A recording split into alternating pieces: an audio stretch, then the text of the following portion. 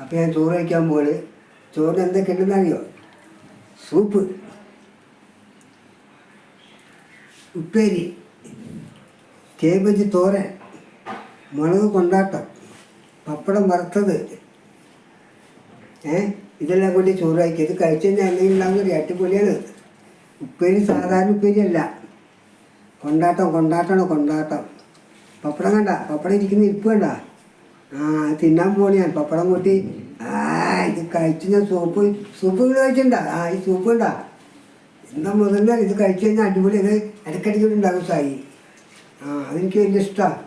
Soup സാധാരണ സൂപ്പല്ല, ഒരു ഒന്നൊന്നര സൂപ്പാണ്.